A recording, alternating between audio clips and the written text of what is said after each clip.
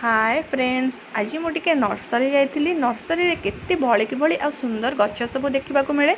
सेठी तो बहुत भेराइटीर फूल गछ भी थाए। तो मुझे फूल गचर किसी धरिकी पलि आसती। आ मोर फूल गछ लगी किसी पट भी दरकार थिला। हैंगिंग पट आ तले रखापी किसी पट मु धरिकी आसती। आसवा बेले बाटर जड़े मऊसा छोट छोट कंढे बिक्री करते। से कंढे सब देखिकी मन पड़ा कि निज छोट बेले आम केते सारा कंढे खेलुले। तो से कंढे सब देखिए निज स्मृति सब छोट बेलर मन पकड़ा बहुत ही खुशी लगे।